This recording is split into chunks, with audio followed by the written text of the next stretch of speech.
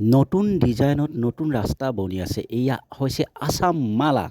মৰিগাঁও ডিষ্ট্ৰিক্টৰ মেডিকেলখন হোৱাৰ আগত সম্পূৰ্ণ ৰাস্তাটো বনাই আছে। এয়া সম্পূৰ্ণভাৱে আপোনালোকে চাওক। এই ৰাস্তাটো বনি আছে 22 কিলোমিটাৰ।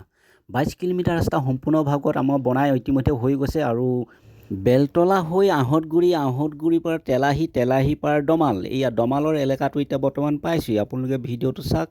কি সুন্দৰ ভাগত বনি আছে দ্ৰুতগতি। ৰাতিয়ে দিনে ডেই নাইট কাম চলি পেলাই এতিয়া ইমাৰ্জেঞ্চি উলিয়াব লাগে। জানুৱাৰী আহি থকা 2026 চনৰ আগত এয়া নাহাদাৰ কোম্পানীয়ে বনাইছে দ্ৰুতগতি ৰাস্তা। এয়া মেৰামতি কাম আৰু নতুন কামৰ সকলোখিনি কাম চলি আছে আৰু এয়া চাওক এয়া কেনেধৰণে কৰি আছে ৰাস্তাৰ কাম কৰে। ৰাস্তাত যিকোনো মানুহে খোজকাঢ়ি হওক, চাইকেল লৈ হওক, গাড়ী লৈ হওক চলাবলগীয়া হয়।